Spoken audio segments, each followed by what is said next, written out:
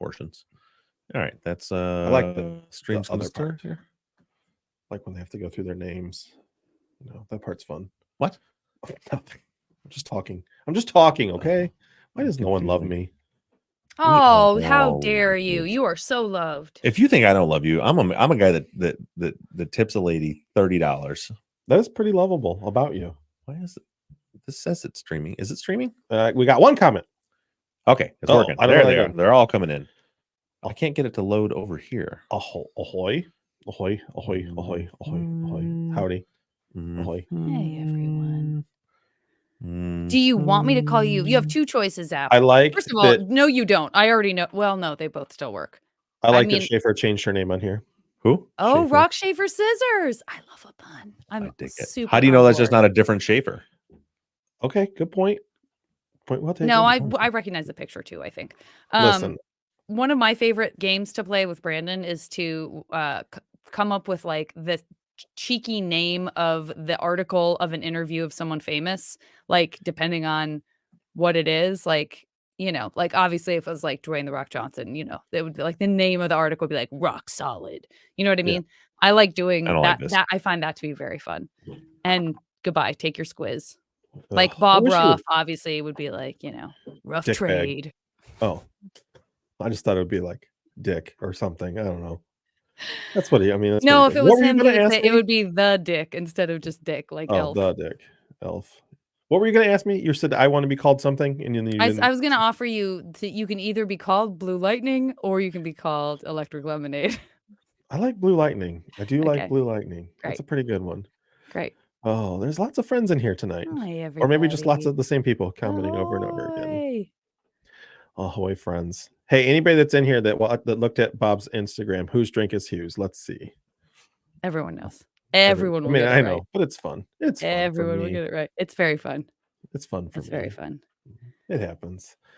I'm really over. Like I'm trying to be in a good mood and trying to be excited, but we have our shop inspection tomorrow, so I'm like all over the place mentally. Oh, honey. Right what is how long does that take? Is it like the Department of Health kind of thing? Like they cruise through and like it's like stare an hour. At your needles? Okay. Yeah. It's not a terribly long thing, but I'm trying not to think about it.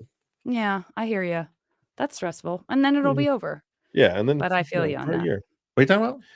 That we have a health inspection tomorrow. Oh, I'm just trying to. As soon as you said that, all I could think of, and you probably because you didn't really watch that show, is think of the health inspector episode of It's Always Sunny with Philadelphia. I don't know if It's Always Sunny with Philadelphia. Followed by a special airing of Elf. I mean, the Elf. The Elf. Speaking of Christmas movies, anyway, that's an episode you should watch. It's hilarious. Do you know that there's multiple Christmas movies filmed kind of like in our vicinity? I know Prancer was filmed in Three Oaks. Well, I mean, like in our general vicinity. I love the Prancer. We were discussing this today. Still. Like a Christmas Story is filmed, or is supposed to be filmed around Hammond. Rolls right off me. It wasn't Hammond, but that's where it's supposed to take place. And then obviously like the Home Alones are Chicago and Christmas Vacation Chicago. Kelly. It's all close. That's nice of Kelly. Kelly, where are you headed? Wait, why am I'm trying to keep you here when you have stuff to go do? By I have to run to go wrap. She's telling you where she says she has to wrap presents, pack, and all of that fun stuff. And I said, where are you going? Like, where are you packing for? You see? I see what you meant. What? Kelly, she's going to Pittsburgh. Nice. She's going to Pittsburgh. Thank you, Kelly. Oh, nice. I love Pittsburgh. Is that crazy? Or is that cool? Because I loved it. Pittsburgh? I've only been there once. I thought it was I thought it was charming.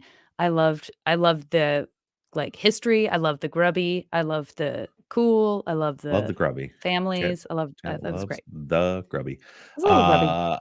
I saw 2 movies over the weekend. I saw on the Peacocks. I saw G with Melissa McCarthy. Very fun movie. Yeah, it's kind of, but it's your classic Genie movie. Kind of, you were talking about the Body Switch movie. Yeah, it's like everything happens exactly the way you think it would happen. But it was a nice little uplifting, fun movie. Melissa McCarthy is always funny. Is it McCarty or McCarthy? McCarthy.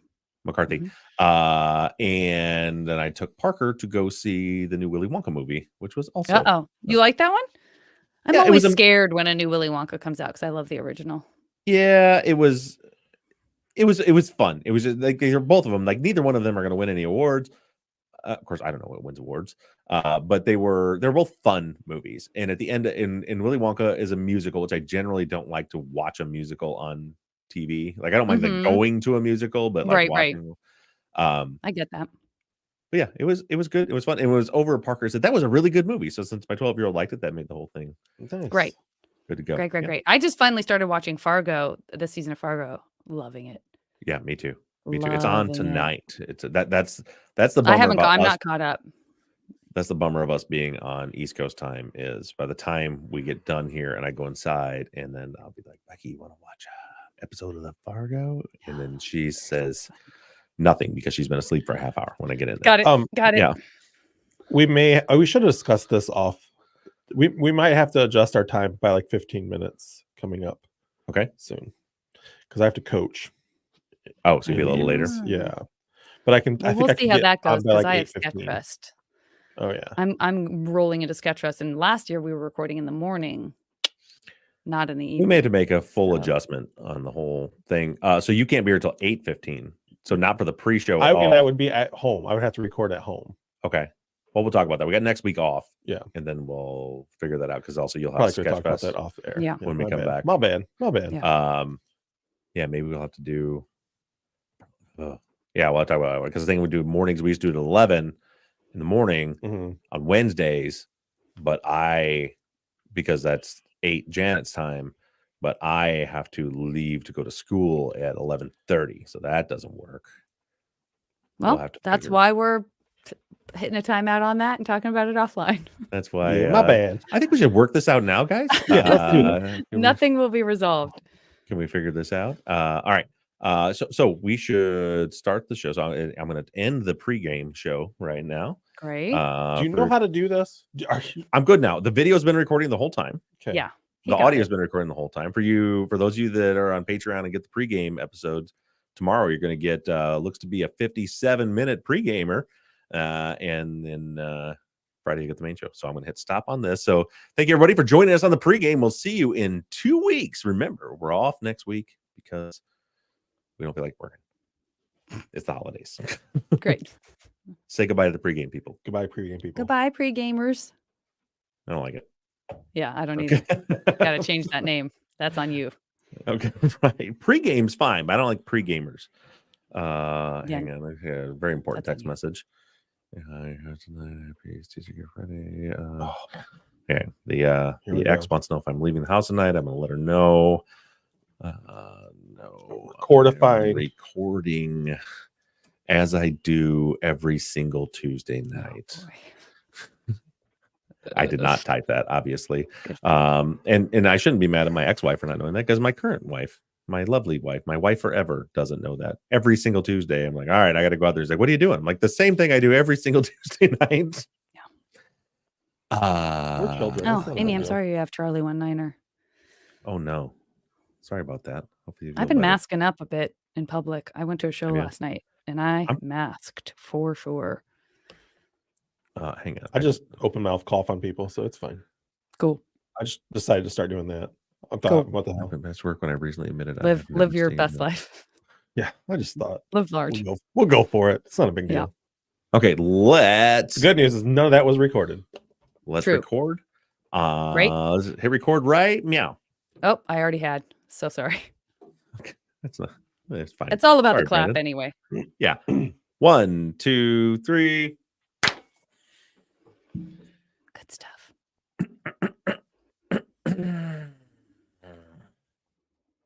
Ahoy, friends. Thank you for tuning into Truth and Justice. You are listening to the Friday follow-up for Season 14, The Reply Brief. This week, we addressed Part 7 of the prosecutor's coverage on the case against... This week, Bob addressed Part 7 of the... I'll get there. This week, Bob addressed Part 7 of the prosecutor's coverage on the case against Anand. Fuck me. This week, Bob addressed Part 7 of the prosecutor's coverage on the case against Adnan. This week, we learned about the defense file, Adnan's religion, and Alonzo Sellers.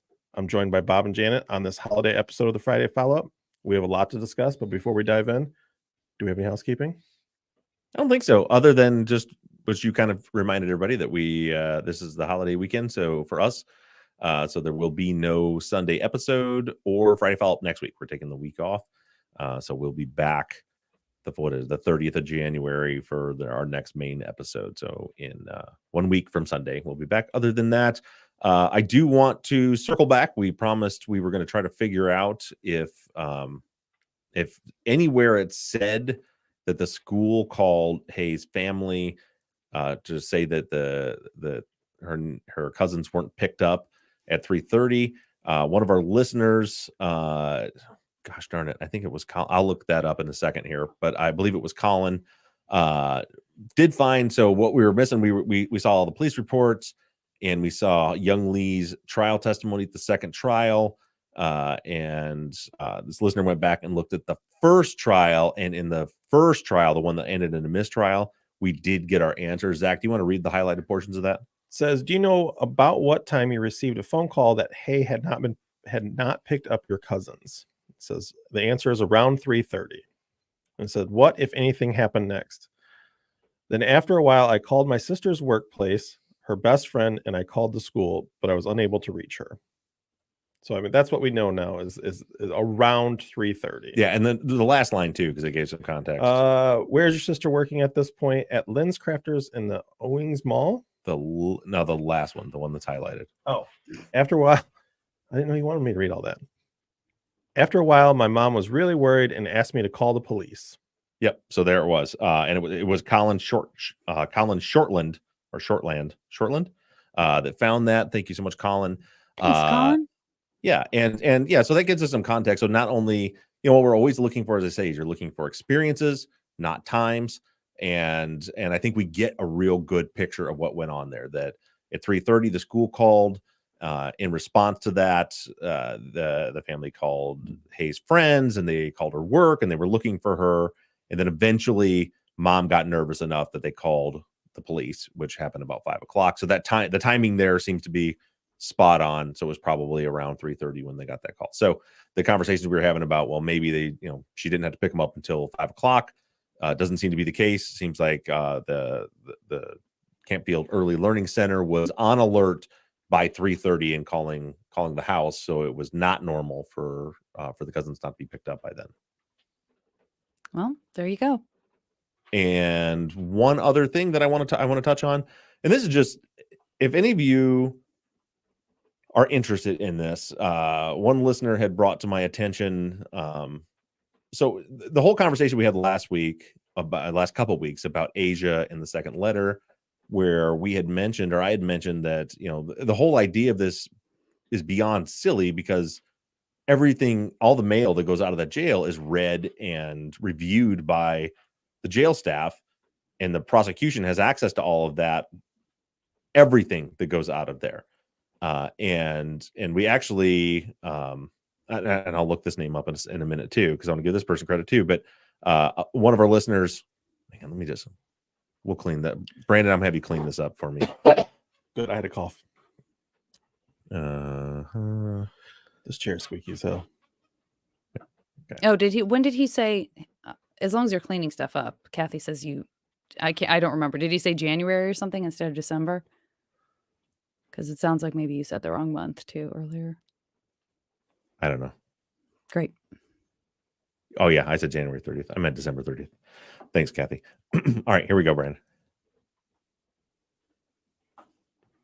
Did I just look at the name and then forget what the name was? I sure did. There we go. Listener Emily found a podcast where we get a couple of experts that are talking about exactly this. Those two experts are Brett and Alice from the podcast, the Legal Briefs, the Prosecutor's Legal Briefs. In their episode 81, which was a recent episode, if you go to around 31-minute mark, you'll hear Brett and Alice explaining how ridiculous it is to think that any mail that comes out of the jail would not be reviewed by the jail staff and read, and that the prosecution wouldn't have access to that. I believe the words they say is that all mail you send out of the jail, out of any jail, is read and reviewed and given the access to the prosecutors on that. So if you're looking for for an expert on that, so you don't have to listen to me saying that that's the case. These two experts, Brett and Alice from the Prosecutors Legal Briefs, explained it quite well in episode 81 of their podcast, around 31-minute mark. I'm happy to hear some experts weigh in on that. It is good. It is was good. really good. Yep. And with that, Zach, what is this sarcasm is thick today. Very thick. Get ready to have a little break here. We'll feel a little saucy. I'm in a canoe and my oar just snapped as I try to navigate through the sarcasm. That's how thick it is. I will say exactly what I told Bob when I came in here, and I said, "Damn it, they got me again," because that's 100% how I felt. I go into all these episodes truthfully letting them pitch me why Adnan is guilty, and every episode they get me, and this one is no different. They got me again. They come up with this stuff that Adnan's brother Ali told us, all this stuff that he called Nisha at 3:30. So Adnan had to have called Nisha at 3:30. Yeah. And Ali says that Adnan's a good liar. He clearly is a good liar. He gets away with it. He's persuasive. He's all this stuff. And then he doesn't even have a brother named Ali. It got me. Yeah. That's and I do want to be clear. I give these two a real hard time for intentionally misleading people throughout this series. So I do want to make clear in this instance that I do not think that this was intentional. As I said in the episode, it was confusing. I mean, a little bit of background research could have helped this out a little bit. Although right now I'm prepping for part 13 for Patreon, and they bring this up because the interesting part about their later episodes is they were releasing those after I had already been releasing reply briefs. So they're kind of like talking about stuff that I brought up in the reply briefs without mentioning it in their later episodes. And they do in part 13 mention this again, but instead of correcting what it actually was, which is Ali is the law clerk, not his brother, they say apparently his brother's name's not Ali, it's Tanvir, but I guess he goes by Ali. So no. Yeah. So that's how they corrected it. Was he must then go by Ali. That's tough. Okay. Yep. That's tough. Good as it gets. They discuss the whole idea that Jay told a lot of people about this, which I find is interesting, because I feel like on the side of the idea that Adnan's not guilty and Jay is making this up is he told all these people different stories. Right. But they're kind of leaning on the other side of like, Jay told a lot of people this. All this information is out there. So Jay must be telling, even though he's mixing up facts, he must be telling the truth. Right. But then do they go through? I'm trying to remember from their episode. I remember my episode because I don't think I really got into that much because I've talked about so many times. Did they talk about in there who all of these people were? In this particular episode, they talk about Taib. Is that the name? Is that the name that I'm looking for? Yeah. They talk about Taib and how Adnan asked Jay for help the day before, but obviously all this comes out later and says he saw the body at a gas station this time. Yeah, and I'm trying to remember when that whole the Taib conversation, I believe, is not even purported to be prior to Jay's arrest. That one was a later one. Okay. I made a note about the Dion note because they talked about that a little bit. I mean, so I had to look that up again when you brought it up before the show started, and it's just like I remember all it is. The Dion note is a note that Adnan's attorney was writing, where it says the note says it's completely it's just there's no context to it. It's literally his handwritten notes. It says Dion Taylor, same car as Adnan, 2-door Accord. Adnan has 4 doors. Basketball game that day. Dion saw him and commented Adnan's car was making a funny noise. Cooling wire loose. Fixed 1 to 2 weeks after. What? What is that? It's like, what does that suggest in the guilty camp? Well, the guilty camp tries to, but from this article, or not article, this is actually a Reddit post where I found where the note was listed out. Okay. You get a lot of context here because the poster here is explaining how like this note, like you heard it. There's no context to it. The guilty argument becomes that Adnan was lying to his attorney saying, because it went on further, and it says this happened at 3:30 p.m. in front of school front entrance to gym. That Adnan was lying to his attorney, saying that this is a thing that happened on that day, so he must be guilty. But the person, What? yeah, I don't. No one knows what it actually. You heard it's just notes, but the person points out here in this post that in just wondering if, which is the Reddit handle. So they said they, like, once again, this in their timeline, they're inserting their own bias and their own speculation and putting it in their big long timeline as fact. Well, it just so happens that Just Wondering If's timeline is the one Brett and Alice were using for their whole, like, that's what they have linked to on their site, the one that they're reading verbatim down there. So some of that stuff like this, where they come out and were like, and they told, there's the Dion note where Adnan's trying to create this thing.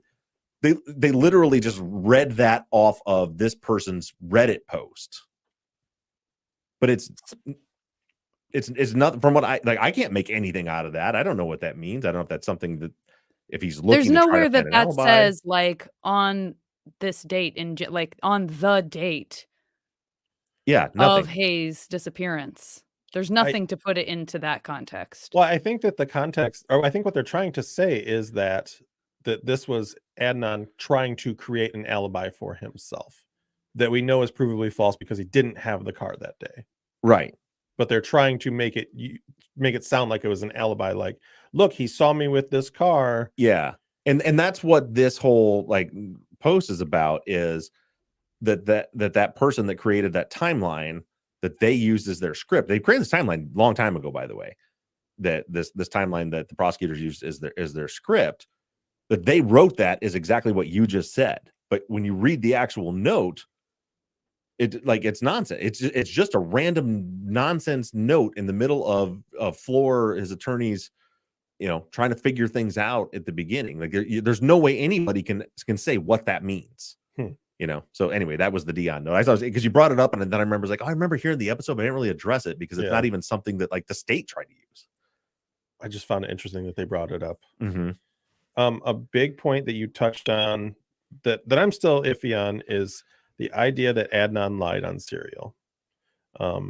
They bring it up pretty heavily that Adnan lied on Serial. He lied to us, saying that he had never hung out with Hay after school because she had to get her cousins, which we know that they had met to have intercourse after school. Yeah. I don't know the audio clip. I don't know it verbatim. I believe that they say that he says that she wouldn't do it. She wouldn't go to Burger King. She wouldn't go to 7-Eleven. She wouldn't, she wouldn't do any of this. They added all that. So none of that's in there. I was going to say, I don't, what I thought I remembered him saying was, with respect specifically to, and again, it's been a minute since I listened, but I and by a minute, I mean years, but I feel like when being questioned about why the police would have a note in their records saying that Adnan said he wouldn't have asked for a ride, or saying that he would have asked for a ride, or whatever, that he was like, I wouldn't have asked her for a ride, in the same way that he said that, and it could have meant that if they were like, did you ask her for a ride home? And they would be like, well, I wouldn't have asked her for a ride because she always has to pick up her cousin. Not, I wouldn't have asked her for a ride around the school on her way to pick up her cousin. Right. Like, yeah, and that's, and I brought this up in other episodes. It's like I think that a huge confusion with the ride situation is from, again, forget Adnan. Adnan could be the biggest liar in the world. Doesn't matter. Adnan he's the person accused, or he's not the person we're going to for information. Let's go to Debbie Warren's statement to the police. Adnan got a ride from the front to the back of school from her almost every day, is what she said. Literally, quote, almost every day is when he would get a ride from her. And so, but then when people are talking about asking her for a ride, like, I think there's a thought of the ask for a ride is like to get a ride home, as opposed to a ride around the school, as those are two very, very different things. right. So I think that's part of it. But what was said on Serial, and I'm paraphrasing, because I was just reading the transcript and I listened to it when I made this episode originally. Essentially, another thing you have to realize is there are probably 100 hours of conversation between Sarah and Adnan. And this little clip we hear is she's saying, well, they're saying you asked her that you wanted her to give you a ride. And his response is, no, that's not right. I wouldn't ask for a ride. She had to pick up her cousin after school. She would not give somebody a ride. She has to pick her cousin up after school. That's like, so that was where that little blurb came from. It's on Serial. Okay. And then they take the note in the defense file where it says that sometimes after school, before picking up her cousin, they would sneak away and go have sex at the Best Buy parking lot. And so they're saying, well, when they made it seem as though he said, no, I would never go to the Best Buy with her and have sex because she had to pick up her cousin. It was in the context of Sarah just saying, no, that absolutely was not the same conversation in any way, shape, or form. No, and there's a world where it's somewhat fair to say, well, if he said that he wouldn't ask her for a ride because she wouldn't give anybody a ride because she had to pick up her cousin, but he did on some occasions go sneak off to Best Buy and have sex with her before she picked up her cousin. There's that it's dishonest, right? Him responding that way, and like I think I said it in this episode too. Like, again, it doesn't matter. I know I said in this episode because the bigger point to me is because what pissed me off about the first time I heard this episode is that they explain when they're explaining this, he lied to you. You all were convinced by his charm that he's innocent. And that's what pissed me off is like, don't like it's so infuriatingly insulting to suggest that anyone who thinks Adnan is innocent, it's because we were charmed by him in the 7 minutes of his voice we heard on Serial throughout the entire series. It has nothing to do with it. Like I said, I don't care. And this is not an Adnan thing. I've said this about every case. I don't care if the person is a liar. I don't care if they're a cheater. I don't care if they're a drug addict. I don't care if they're a thief. Is there evidence they killed the person you're saying they killed? That's what matters to me.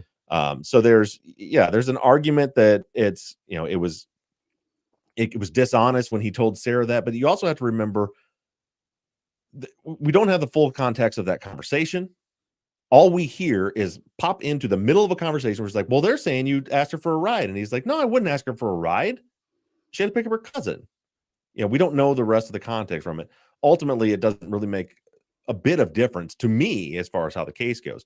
The way they presented it, I didn't care for at all because they presented it. And it sounds like the way you took it is that he said, I would never go to the Best Buy and have sex with her because she had to pick up her cousin. And that's not what he said. Yeah.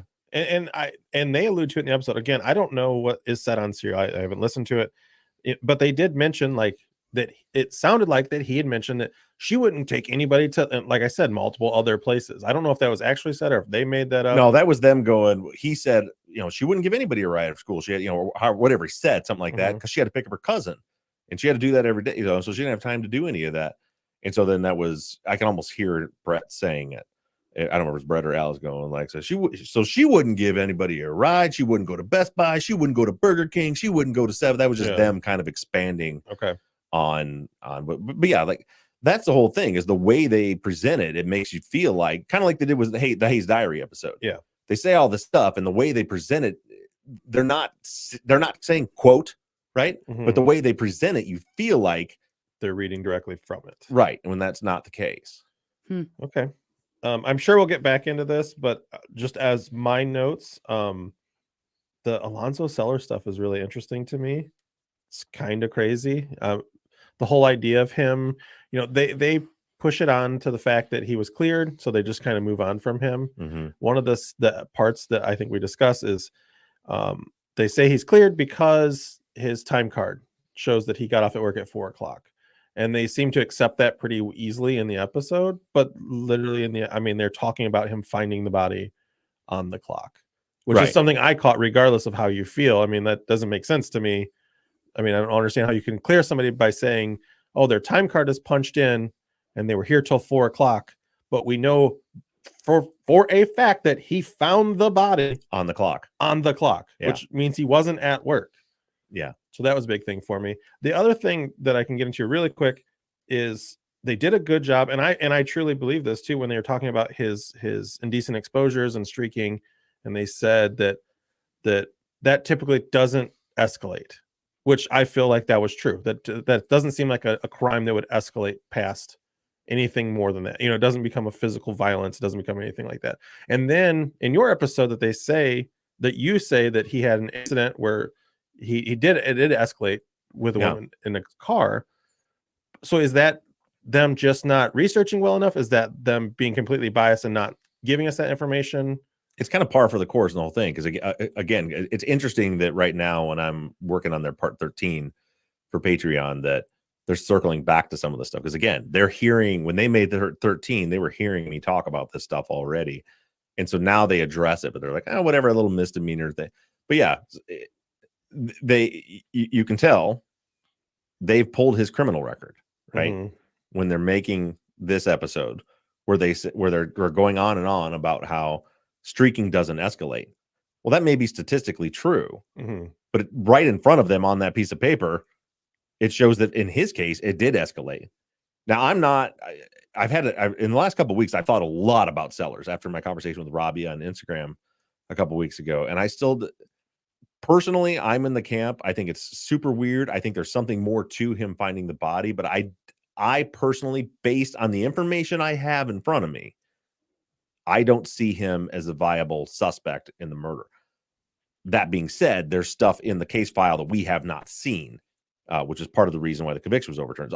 There could be more to it, but I don't think he's. I just have such a hard time with him. Like, I understand that you cannot put your thoughts and what you would do into a situation, but the idea that he is driving back to work, which is a short drive, has to stop to pee on this short drive, parks his vehicle, goes across the street, has to cross the street into the woods to urinate, doesn't go off to the same side as the vehicle, and goes 120 feet into the woods to urinate. I just, every bit of that in my head doesn't make sense. I agree. I've always, Sellers has always been this weird thing for me because I don't believe he found the body the way he says he found the body. I don't see, like I said, I don't see anything that necessarily makes him a suspect to me. But it's like, this doesn't, to quote Colleen Barnett, this doesn't make sense. It doesn't make sense. It doesn't make sense. Sorry. I love all of my relatives who live in Texas. So please know that is an accent coming with love, just not towards that particular person. I think some of the other stuff I got will get answered in some of these questions we have. Okay. Janet, do you have any thoughts you want to talk about before we get into the questions? No, I think well, let's get into the questions because there's plenty to discuss there. Okay. So Shannon, we just talked about this, but Shannon did ask if we had more information about assaulting a woman in her car. That is, I mean, it's the same question that we're just asking, like, how much information do we have about the circumstances about that? And I'm sure the implication, or at least the speculation, is like, is there something to that because we know Hay to have been in a car on her way potentially to pick up her cousin? I don't know. And I should, there was a time when I looked into the assault of someone in a car for the details of it. Right now on the top of my head, I don't remember those details. He didn't murder anybody in a car or anything, but he like got into somebody's car. I have a lot of, we're going to be getting into this in part 13, so I won't get too much into it now, but there are so many problems to me with Alonzo Sellers or anybody just happening across Hay and abducting her in her car as a single person, as one person doing this, because you have her car to deal with, right? And unless the place she went after school was to the place where her car was found, which I don't think was true. I don't think that's the case. It's just there's all the, like, why bury the body if you don't have a known connection to there? Like, it doesn't fit behaviorally to me. You got to deal with the car, so you have to involve somebody else. That's a different story with someone with a known personal relationship. That's like, I'm in big trouble here. I need help. Because the thing is, in Adnan's story, he didn't need another person, right? Like he could have left her car right where it was, and or just taken her car and dumped it, and gotten a ride after it was all over with. I mean, there's a lot of different ways. We get the story because of Jay, but there are circumstances where someone could need help to bring in somebody else. But I don't see someone like Alonzo Sellers, abducting a girl, murdering her in her car, and then involving someone else to start moving cars around and doing all this stuff. There's no reason for them to hide the body if they're not connected.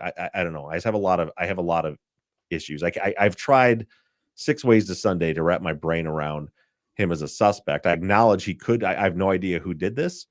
So it's certainly possible. I don't know everything's in the case file, but I just can't see it right now. Yeah, and I feel like, unless I'm just completely making this up out of whole cloth, I feel like I have a memory of Colin and Susan and Rabia speculating that possibly he did just hear something from someone and Yeah. heard enough information that he kind of felt like he knew where to look, or had a sort of a morbid curiosity, or just, was asked to go there. I don't know. Like, I feel like there's a lot we don't know. I mean, there's just so much we Yeah. don't know surrounding him that if you start to try to come up with a theory, you realize how many different ways it could be that he would end up going to that place for that purpose, kind of. Yeah, and for those of you that watch the Instagram live, Rabia was kicking around an idea of perhaps that he was, given some of his proclivities, was maybe spending some time with the body, like maybe the body wasn't even buried when he came across it, and then made multiple return trips back and was spending time with the body, and then he buried the body, is what. And I don't know that. I mean, that's a lot of Oh, speculation, but that's another idea that Robbie was kicking around. well, what? Yeah, I remember that from that conversation. I guess I don't know enough about any other crime that he committed that would suggest that he would want to, quote unquote, spend time with a corpse. Wanting to show your wiener in public does not, to me, in any way translate to I want to spend some. That's not a proclivity that I would. So if there's something more that I don't know, but Yeah, that I think feels she like said a huge leap to me. I think she said she had been working with um, some kind of behavioral analysis or a behavioral analyst that had suggested that's not, that those two behaviors could be connected. I Okay. don't know that. I Yeah, definitely remember Rabia was not saying, "I came up with this idea." I know that. right. I'm just saying for that third party, I would want a lot more information to kind of understand Yeah. how those things connect, because that seems like an even bigger stretch to me than assaulting a person Mhm. because you have anger issues, or, whatever you're going through. Daniel had a very similar reaction to you, Zach, just not really being able to understand how you would need to take yourself that deep into the woods for that exact reason. I would say whether or not he enjoys streaking. Just a lot of people kind of struggle with why there, why then, to relieve yourself. Jesse says, in the same line as what we were talking about, just Jesse sort of puzzling through the differences, as you pointed out in the episode, the differences in the questions in the polygraphs that Sellers was given, trying to figure out what the impetus was for the different types of questions. Like, is there something the police knew that we don't know that would cause them to ask the types of questions that they did in the beginning, and then the choices they made for the change in the questions for the second round is another huge puzzle in this case for a lot of people.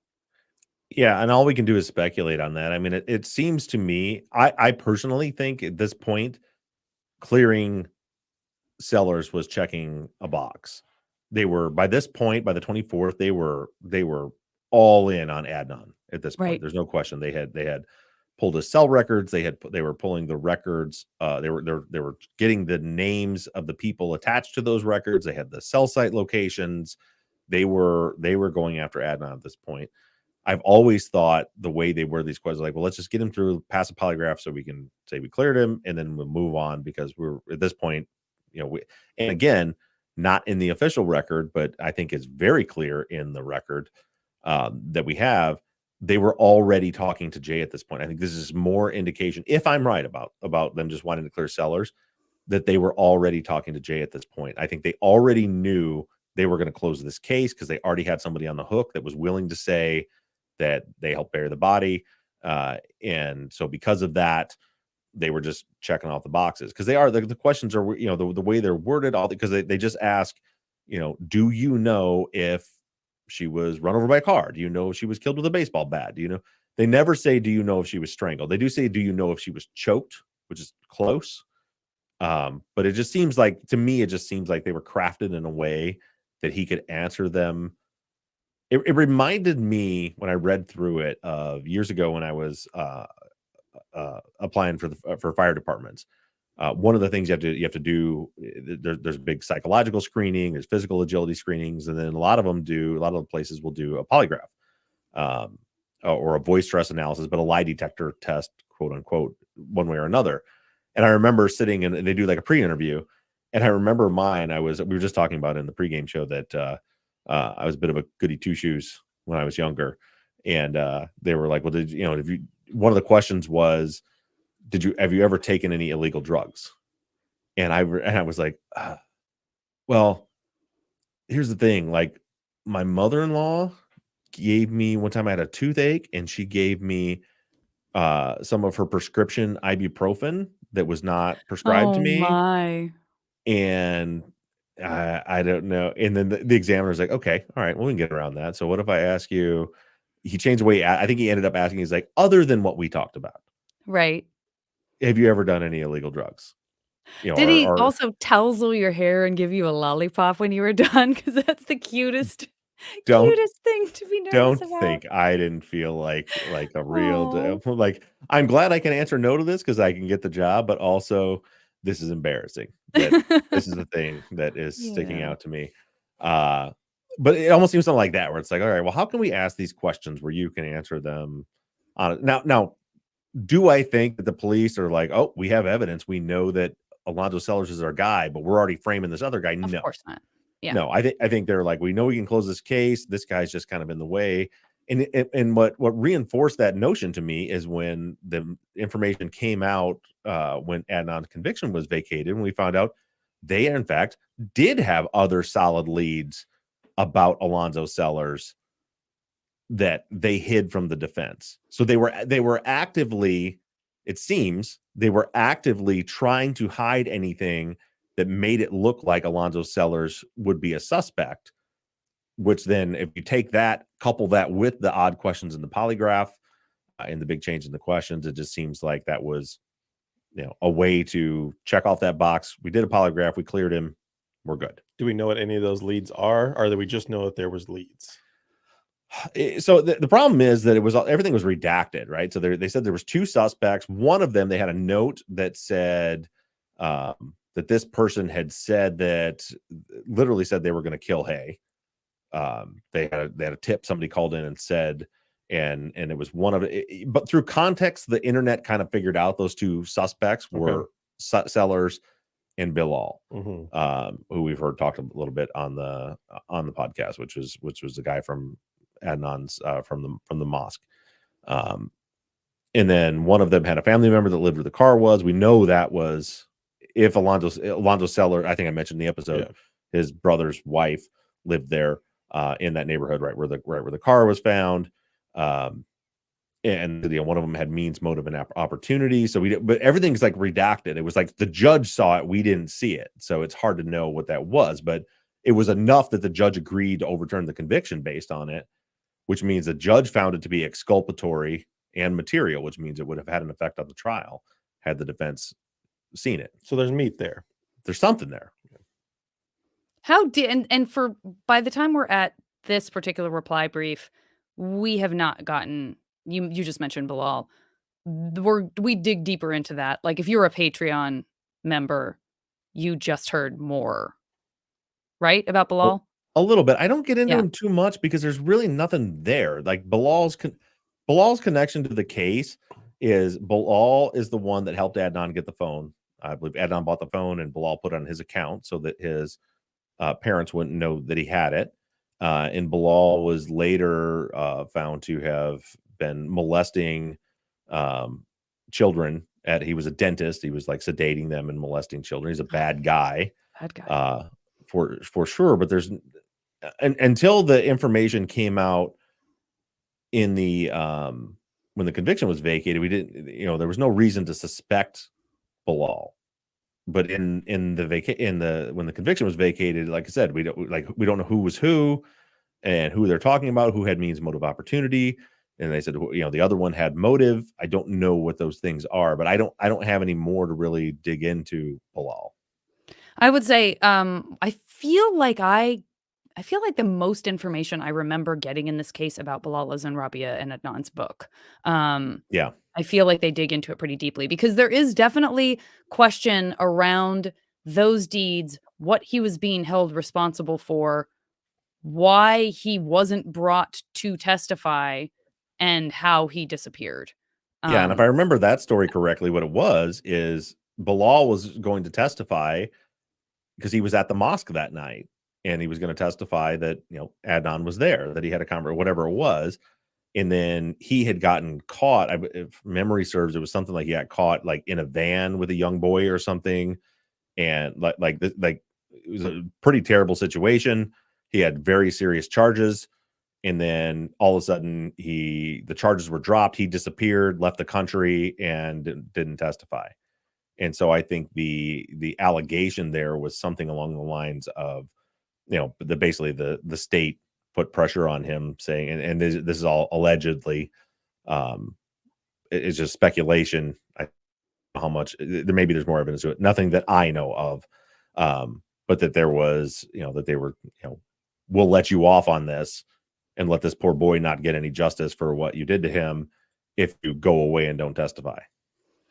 Yeah, I mean, even if none of what just happened this last year happened with Adnan's within a year's time or whatever for Adnan and the conviction, like it remains so disingenuous for people to be like, this is really a very simple case. It's just all right there.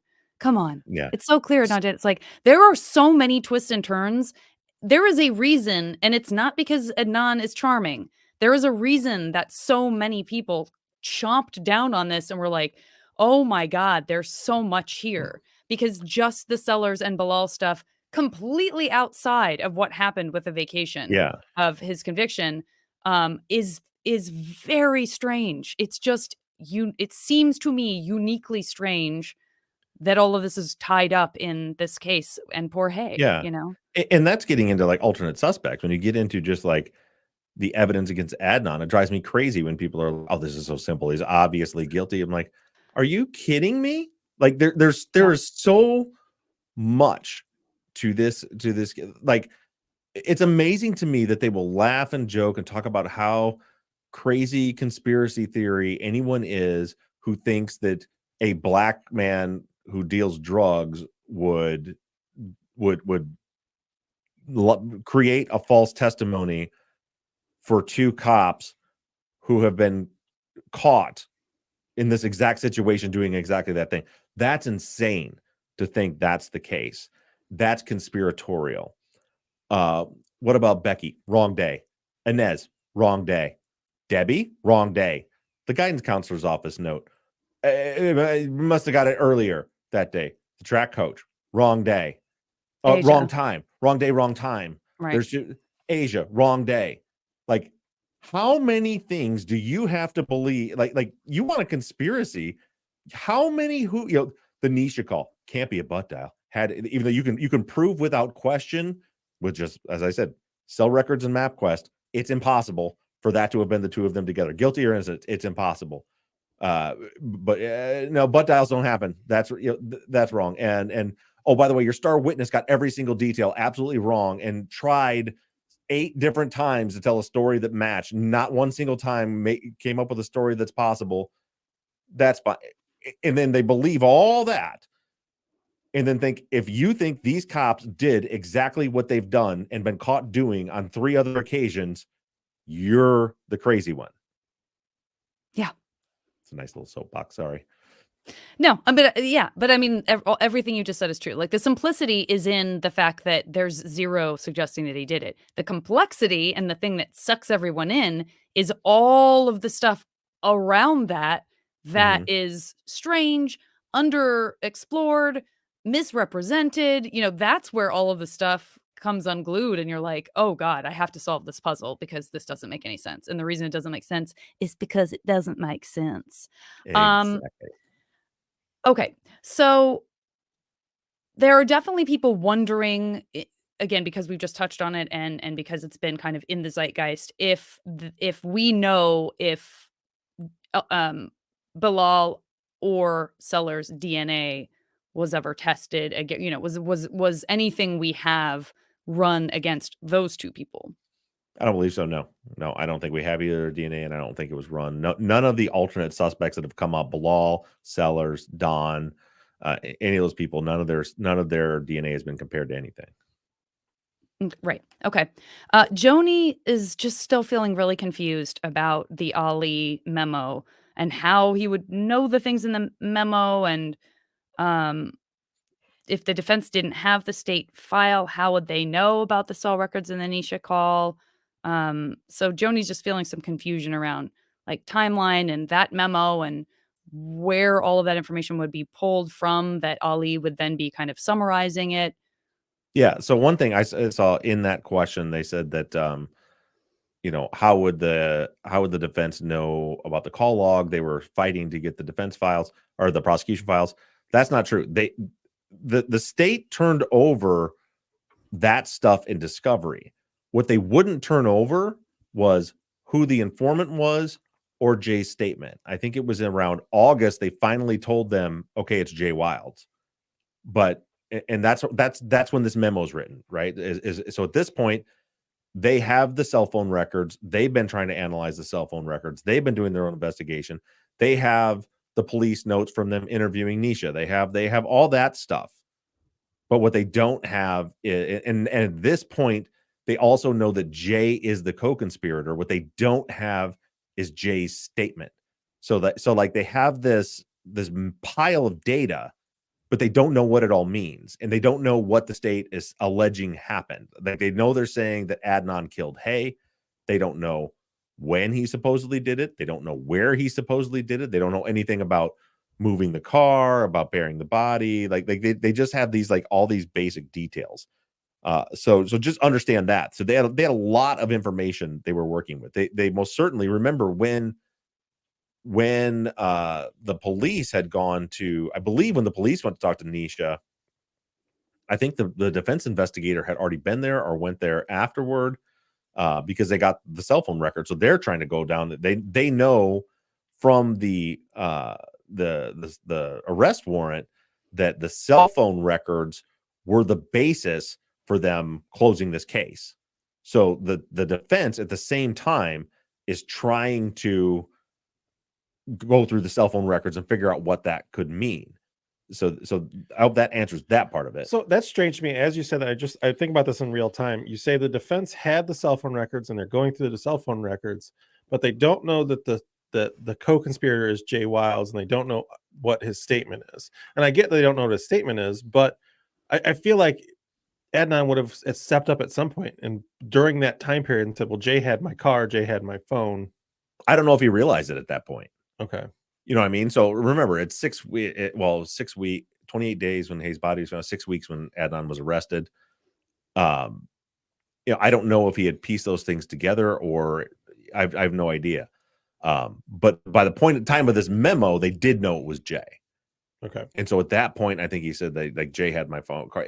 And now that I'm thinking about this in real time, I think that probably did come up about Jay, because they're like, I'm sure when they're going through the call records, they're like, there's this call to this Jen Pusateri, there's this call to this guy named Patrick. Mm-hmm. I'm sure that it did come up that Jay had the car at that point, but they don't know that Jay is the one claiming that he killed Hay. You know what I mean? So it's another one of those data points they have, but they don't know the significance of it. Okay. So imagine for all they know. So Jay and Adnan are friends, acquaintances, whatever you want to call them. You have to put yourself in this. This is what I think a lot of people struggle doing, is trying to put themselves in the mindset of the thing they disagree with, right? So from the guilty camp, like they can't think, what would this be like if Adnan is innocent, right? And so what I look at is, if he's innocent, would he suspect that Jay is saying that he murdered? Because all they know it's co-conspirator. They don't know that this person says they just helped bury the body. They don't know any of that. They just know there's a co-conspirator. Someone is saying they murdered Hay with you. And if you're like, well, I was with Jay at that time, Jay had my phone. We did this. He did. They're kind of tracking their time for what they did. I don't think that he would jump to, well, it must be Jay saying that he killed with me. My guess is, and it's nothing but a guess, that he's thinking, again, in this world, Adnan's innocent. My guess would be he's thinking some other person is saying that he murdered that he murdered Hay with me. They also don't know, do they think they happened right after school? Do they think it happened later that night after he wasn't with Jay? I assume they probably figured it happened later that night. I don't know. But getting back to the original question, as far as Ali saying that, their comment is that Adnan's liar, I don't know. That could come from just that could have come from talking to his brother, talking to his parents, talking to friends. I have no idea where that came from. Like I said, his brother could have said something along those lines or said something to lead Ali to think that. I don't know. And again, like as I said in the episode, we don't have to wonder if Adnan's a good liar. He was a good liar. He lived as many people do at that age in those circumstances, kind of lived a double life. He was the mosque going, good student, good, good guy, the way that his parents would want him to be a good guy in that world. But he's running around smoking weed and having sex in the Best Buy parking lot, in his other world. So, he was a good liar. Right. Rosalind and Dory, we're running a little low on time, so I'm going to try to do a little bit of summarizing here, but just, questions around the sort of red fibers thing, which was kind of not super explored that I can remember in Serial, or, I mean, just in that in the context of Jay, obviously we hear about these red gloves and then that sort of goes away. And then, there's the red fiber stuff, whether or not it seems to match with anything.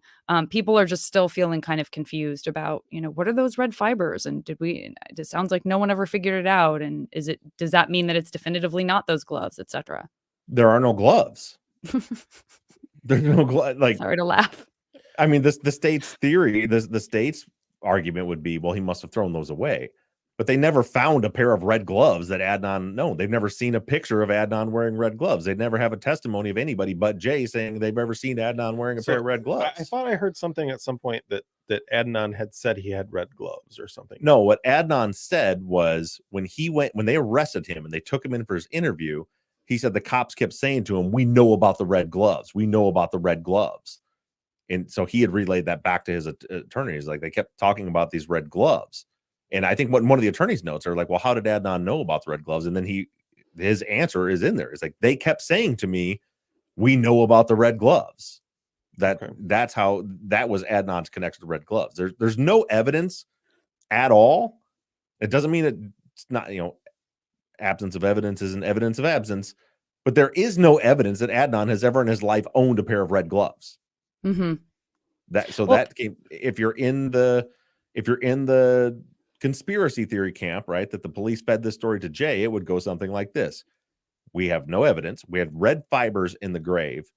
So, Jay, you need to tell me what was Adnan wearing that was red that could have left those fibers in the grave. From my understanding, when they compared them, the two red fibers didn't even match each other. Like, they didn't come off the same thing. I believe that's true. But yeah, so it would be something like that. Essentially, they would lead them to Jay coming up with something to fit red fibers, and he came up with red gloves.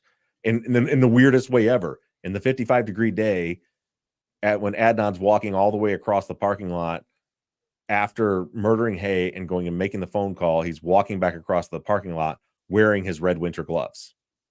And that's when Jay says he sees the red gloves. Yeah. Okay. Yep. It's interesting too, because I mean, again, who knows? But there's a lot of ifs in what I'm about to say. But if the police did say that, and if they were trying to intimidate Adnan, and if they actually thought they were, scaring him legitimately because they genuinely at that time believed all of the stuff that Jay was saying, whether or not it was made up for their benefit or not. I don't know. It's just interesting Like, that suggests if, that went down the way that, we've heard that it did with what they said to Adnan, that they believed that there were red gloves. Like, at that time, they really were like, "Oh, thank God we have Jay. Like, he's the one who told us about those red gloves." Yeah, so it's context clues like that are why that's how I think the interrogation went. I don't think the story was fed to him in a way that was using the red gloves for an example. Okay, you need to say he was wearing red gloves because we have a red fiber. I don't think that's what it was. I think the red gloves was the same thing they did with the cell phones, where it's like, oh, we got these red fibers on the body. He must have had something red on him. I mean, where would these red fibers come from? He was wearing red gloves. Yes. Okay, that's where it came from. Same thing with the cell phone towers. I don't think they said, so then say you went to Christie's. I think it was like, well, this tower location is showing that you guys were over in this part of town. What were you doing and who's over there? And he's like, oh, Christie's. My friend Christie's over there. We went to Christie's.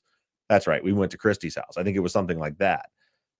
Whether or not I think that, and I've said this in multiple episodes, that I think there was a time when Ritz and McGillivray believed Jay. And then there was a time, I think, when they realized that this story is bullshit. But I think they either did or wanted to believe, okay, well, he's not telling us the whole truth, but Adnan killed Hay. Like that part's right. That part's right. He's not giving us the whole story here. Because when they confront Adnan, they're going, we know about the red gloves. We know about the red gloves. They wouldn't say that to him because it's not like it's a recorded interview. Like, not something they're going to use later, right? They, of course, didn't record the interview. I don't think they would say that to him unless they thought, well, Jay said there was red gloves. There's probably red gloves. Yeah, even though that's what I'm saying. He didn't know where the car was, but that can be explained away for another reason, possibly because they moved it or whatever. Whatever thing there was there. Because think about that too. Like, imagine a world, again, if in this imaginary world where the police did move the car and the car wasn't where it was left, that might be a good reason why you don't ask him on the record where the car is, because it's not where it's supposed to be. And so they're certainly not surprised when Jay can't lead him to it because they know they moved it. Yeah. Oh boy. I want to read Kay's comment. Kay says, I never realized that Hay and Adnan would hook up in the Best Buy parking lot between the time school ended and when she picked up her cousin. Feels like this raises the likelihood that she could have had time to meet up with someone on the day of her disappearance, too. Also, I've always wondered if Baltimore County pulled Hay's pager records during the missing persons investigation. If they handed them over to the city, we can assume they were never ultimately shared with the defense. Any chance you can put in a FOIA request to Baltimore County for their full investigative report to make sure we have everything? I believe that's been done, and they never. Here's the weird thing about Hay's pager is it's talked about by a couple of people, but a listener on the Facebook page pointed this out. In the list of things they did to find Hay after the school called, what's not on the list is them paging Hay. So did her parents and brother not know she had a pager? That's interesting. That's very interesting. Did she not have the pager anymore? I'm trying to remember back through who all said, because I think, didn't Adnan say that he would like pager, then he would call time, and then she would call him back or call whatever, so that the phone wouldn't ring or something like that. Like there's references to people saying that they paged Hay, but that was a good point, because like certainly at the very least they didn't know she had a pager. That's really interesting. I thought I remembered something from Undisclosed too, where there was a comment about somewhere along the line, maybe Colin, someone on that show was like, did she get a page in the middle of the day? Or maybe someone said something about that. I don't know. Because that's kind of a long shot for Colin to just go, well, maybe she got a page. So maybe there was some indicator that she did get a page in the middle of the day, when something like that. Because everyone's like, if only we could know who paged her, what was in that page. Yeah, I think that comes from like, again, there's multiple people that say that she had a pager. And I think what Colin had said was maybe she got because you have the statements from people around her that say that she was fine. She was in a good mood. Everything was fine. And then I think, was it Debbie or somebody had said, like, then at lunch, she seemed very distracted and said she was just Right. thinking about Don. And then I think in another version of it, she even said that she was, because I corrected myself in one of the episodes. So I was like, oh, I said that she seemed upset at lunch. And then Right. I reread, I think you pointed out She to me, was Janet, quiet and maybe it's like, distracted. Yeah. yeah, it just said that she was distracted. But then I read there was another statement, I think even by the same person. I want to say Debbie, that did say that she was kind of upset. So I think what Colin Mm. had said, he said, I think of the way I remember it was him saying, like, what if she got a page or something during the school day? Like, and that's what changed her mood. And that's what, when she said something came up and I have to go, I could give you a ride, but now I can't because something came up. Maybe she got a page. We would Yeah, like, that is what Colin was saying. The something came up is yeah, what yeah, that makes more sense than just randomly wondering if maybe more so even than yeah, more so even than her mood changing. It was the something came up comment that I right. believe, yeah, that Colin had said, "Boy, that sure sounds like it could have been a page." Hmm. And what we wouldn't give to know what that You page it's might have been, interesting but that you brought it up about not knowing too, because I in this time period, I had a pager that I know my dad did not know I had. Hmm. My dad was very conservative, and he was in that mindset of like, only drug dealers need pagers. You don't need a Right. pager. So I definitely had a pager that my dad did not know of. Yeah. And I had one that I know my parents knew about it, I think, but I'm trying to remember, like, how hard it was to set up an account to have one. So my parents were divorced and my mother got it for me. But my dad and like that side of my family did not know. Well, what I'm wondering about is does this open another door here somewhere, or if it's like, well, if her parents didn't know about it, could she just get it herself, or is there another adult that helped her get the pager, like Bilal helped Adnan get the phone? I don't mhm. know. It's It's just something to think interesting. about. It's just but Meredith is saying in the chat right now, it makes 0 sense that the police wouldn't pull her pager records if they really cared to find out what happened to her. I wonder if they hid the records from the defense. I mean, agreed. It's not like the police didn't know she had a pager, Or because did they they though? did. That because I'm well, sure they did. Didn't isn't there testimony that refers to Kay's pager? I don't Like, know. there's no record in any police interview with any of the friends or anything. No one would have thought to say, "Oh, by the way, she had a pager. You guys should pull those records." Like, So no one said that? we'll have to circle back on this Why because do we know she had a pager at all then? I need to do some research on this. But here's a scenario: the county dealt with the family, got their information from the family for their investigations for the missing persons report. It appears, if Lee's testimony is accurate, if Young's testimony is accurate, maybe the family didn't know she had a pager and therefore the county wouldn't know she had a pager. Then it becomes a homicide and then it goes over to the city. And by the time the city, if you look at those interviews, when they interviewed Debbie, when they interviewed Becky, when they interviewed all those people, they interviewed all those people after Adnan was arrested. So they absolutely wouldn't go looking for bad evidence, right? So they already have Adnan arrested. They're not going to go, especially if they know that the case against him is all bullshit. The last thing they want to do is, and I mentioned in this episode, we talk about Stephanie in this episode, how Stephanie never testifies. Same thing. Why wouldn't Stephanie testify? Well, did Stephanie say something that they're like, oh, like maybe Stephanie mentioned that, and speculating, maybe Stephanie mentioned Jay talking to the police before he was supposed to talk to the police or anything like that. They're not going to go look for bad evidence. So the county, if their source of information, as we know it to be, was the family, and the family didn't know she had a pager, and then the city, when they're investigating, they don't talk to any of the people that knew she had a pager until after Adnan was arrested. They're not going to look either. Well, And let especially not if they have his cell records and it's not help oh, Nick, I just saw your comment. If they have the cell records and they see, well, we know Adnan didn't page Hay, so then it's like, that's not helpful. right. Yeah, exactly right. Yeah, That and is bad evidence because you already know that Adnan didn't page her, so you're like, "Well, But God, that seems like an oversight, even for and no other reason than just crossing things off for the defense not to attack you over. You know what I mean? Like the Sellers thing is dangling out there. If you believe that, they needed to just tie up that loose end, at least they tied up the loose end so that they could then say, well, no one can accuse us of not giving him a second polygraph. We gave it to him and he passed. No one can accuse us of not pulling her pager records. But it's like Nick said in the chat, it was never going to help them. It could only hurt them because they had Adnan's cell phone records. So they 100% knew that Adnan did not page Hay.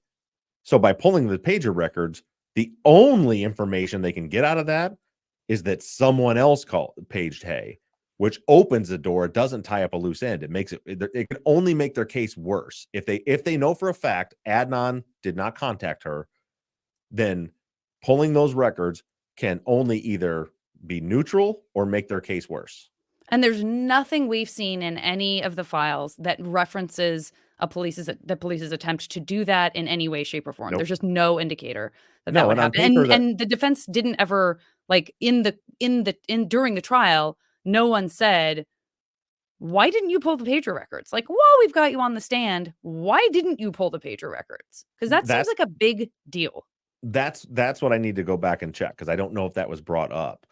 Because what it looks like on paper is that it was an oversight. Like, these bumbling idiots, why wouldn't they pull her records? But again, if you're one of us crazy conspiracy theorists that thinks that Ritz and McGillivray by the end knew that Adnan was innocent and they knew the case was bullshit, then it wasn't an oversight at all.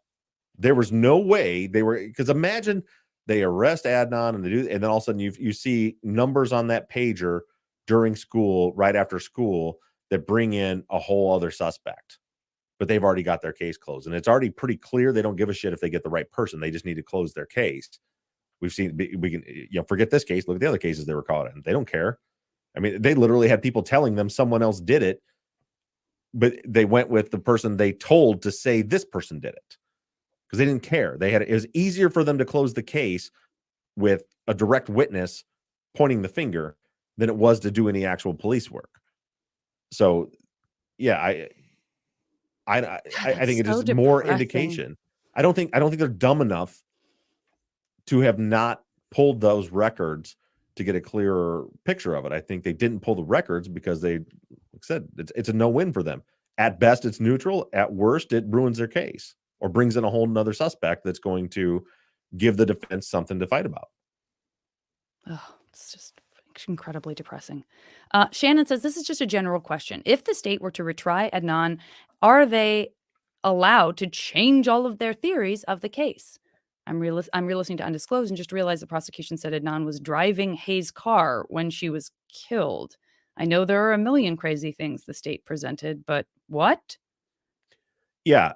So if Adnan is retried, it starts from scratch. It's as though the first trial never happened. So they can they would have to. First of all, I want to assure everyone they can never retry. They could never, ever retry Adnan. If the Supreme Court of Maryland upholds the conviction being overturned, Adnan will never be retried. First of all, I don't think you'll ever get Jay to testify again. Second of all, if Jay testified, he would be destroyed because all these things. Think about like the timing, all the stuff that I've done during the reply brief about like the timing in the cell records. That is all that stuff that the defense never attempted to do back in 2000, but they sure as hell would do it now. Like all of these things would just completely fall apart. The come get me call, all that stuff. So if they tried him again, they would have to come up with a completely different theory of the case, because the one that they put forward is easily provably false. Yeah. We're almost done. Brian says, do we have an approximate date for when the Maryland Supreme Court will issue its decision on Hayes Brothers' appeal? No, you never do. I mean, it could be tomorrow. It could be 6 months from now. You just never know. Well, in the meantime, we have another episode coming from you, but not next week. I think that was the last question. Is that you closing the show? You didn't think that was smooth? That was great. That's one of the best closings I've ever heard. With that, is Janet so elegant, and I'm both elegant and eloquent. It's fine. Both of those things all at the same time. As you put it, we want to thank you guys all for listening. This has been an interesting year. Going through all of this with the transition of cases and the missing person cases, and then into the reply brief. None of this was planned. Everything's been crazy. As the industry took a big hit early this spring, and so many of you guys stepped up and joined the Patreon and kept the show going. Like, we're literally are still here doing this every week because of all of your support. We appreciate you guys so much. And so I just want to close out the year. Just want to thank all of you guys for everything you've done, whether that's you just tuning in and listening every week and helping us stay engaged, or if you're in our Patreon community donating and helping fund the show. All of you are helping fund the show. I want to thank all of you guys for your engagement and your support. I hope all of you have a wonderful holiday season, however you celebrate it. And if you don't celebrate it, then I just hope you have a good week. And with that being said, we will be back on, I said at the beginning, January 30th. Kathy in the chat was nice enough to remind me to correct me that it's actually December 30th. December 30th will be our next episode, the next main episode. So with all of that said, after Janet mucked it up and I mucked it up worse, that's a perfect way to end our, not quite our year. I guess it's coming on the 30th, but close enough. Thanks, everybody. We love you. Thanks, everyone. Bye, guys. All right, now hit stop on your audio. You know what? It's so crazy to think that, like, exactly a year ago, basically, we were in Palm Springs. Two of us were, and one of us was sorely missed. And we were so deep in Pinyon Pines, and I wish that this is a multiverse and that we were doing everything we're doing now, but that we could also somehow still be working on that and making more headway. I think about those guys all the time. I know, it's so I sent him a frustrating Thanksgiving video. I'm gonna send him some Christmas and stuff. Like, it's really, that's what I mean. You want to talk about a crazy year? Like, just thinking about all the time on that I think case. about them and, all. We're coming up of course. I think Saturday is the anniversary of Jamie Melgar Oh God, dying. Sandy and Sandy is Jamie. still locked up. We got Jamie It's Snow. I awful. mean, poor Jesse has been sitting there with I that know, Jesse. recantation, sitting there for all this time. He's still it's in. so hard. So all of you that are still here in the chat, if you think about writing a letter, giving a, I guess you can't call them, but writing a letter, sending a card, whatever you can do, or even on social media to their loved ones that are still here on the outside, still fighting for them. Yeah. Don't forget that, because it's tough. I want to move through these super chats real quick. I just want to, Kate, thank you so much for the super chat. She says, Merry Christmas. This season is great. Thanks, Kate. Appreciate that. Kate. Danielle, Bob, Janet, and Zach, Merry Christmas. Happy New Year. Don't put that S on the end. Danielle, that. You made such an effort to put it in parentheses. Danielle, I love you. Happy New Year. Only one. It's not years. And apparently Danielle's going to see you on Friday. Yes. We might see you too. I'm going to be up in St. Joe Friday. So the guy I met that I was hunting with up in Colorado, his wife is surprising him. Did Michelle send you that photo? She's supposed to send you a photo too of the bluff lit up from the shoes window. Oh no, she did not. We'll discuss it off the air. Right. Among other things, she is surprising her husband and she's bringing him to St. Joe for a weekend on the bluff and dinner with the Ruffs. Ooh, that's fun. Weekend on Friday, the bluff, dinner with Friday the Ruffs. evening, I'll be up there. And then Devin, thank you so much for the super chat. Happy holidays, Bobbert and Janet. I'll say it to you, Zach, on Friday. Sounds like both the sisters are going to be visiting you. They're coming on Friday. Thanks, Devin. Oh, and with that, I think Caroline says, anyone messaging Robert, his iPad's broken, so don't think he's ignoring. Good to know. Yeah, that is great to know. Thanks, Caroline. All right, and I think, Kathy, that's so sad. Jesse's been in there for half of his life. Oh, it's just terrible. Heartbreaking. Oh, it makes me sick. It's even worse for me. It makes me so fucking mad that they have everything they need to do to let him out, and they're just sitting on his hands. It kills me. It absolutely kills me. Yeah. Jennifer, thank you. You three are amazing. So glad I got to meet and hug y'all in person. Happy Back holiday. at ya. Thanks, Jennifer. Love to the fam. Love to everybody, Jennifer. Absolutely. And Rock Schaefer Scissors, my new favorite YouTube name. Thank you so much. Merry Christmas. Good luck with Sketchfest, Jay. I would love an update, recap, Opinion Pines when it makes sense. We'll definitely give you that when we have some information. Right now, we're kind of in a holding pattern, waiting for them to file their habeas, their state habeas. We will let you know about that. I'll be the bad guy for a second. We promise anytime we have an update on a case, we'll bring it to you. Okay. We're not holding anything back from people. Well, with that being said, sometimes we do have to be reminded literally in the moment. Like sometimes someone in the chat will be like, hey, you guys might want to say something about blah, blah, blah. We'll be like, oh, yeah. Yeah. That did happen today. Yeah. But you're right, Zach. Also, sometimes Janet and I don't know what happened because neither of us are ever on social media. So That's true. Sometimes we get our information only from Zach or you guys. Well, if it's from me, we find out right before. News. Yeah. Well, thanks, Grayson, for the super chat. Merry Christmas, Happy New Year. Hope everyone has a wonderful holiday season. You too, Grayson. And I want to let you know how much we appreciate your insight in here. It's great to have somebody here that actually worked at the school. Grayson asked if we knew like the sort of a little bit more about just like what kind of adult store it was. He knew that it didn't really affect the case and we were running so late that I didn't have time to ask it. But if it was just like a video rental place or if it was like sort of a more of a, a store that has like toys and stuff like that. I think it was more like that because the way Jennifer Pusateri described it in the HBO doc was like it literally had like, it was like one of the places that has like she said like the peep show booths where there's like a dancer and then you put money in, I guess, and then a thing comes down. Got it. Yeah. As seen on TV. So I think it was, I don't think it was just like a regular video store that had like the fun back room. I think it was a little more than that. Gotcha. All right. And with that, we'll go ahead and wrap this up. Thank you all so much for joining us. We love you all. And we will see you guys in a couple weeks. I hope everybody has a wonderful holiday season. Happy holidays, everybody. I feel very emotional right now for some reason. I guess because we talked about all the other cases. I know. And then you start crying. It was going to get me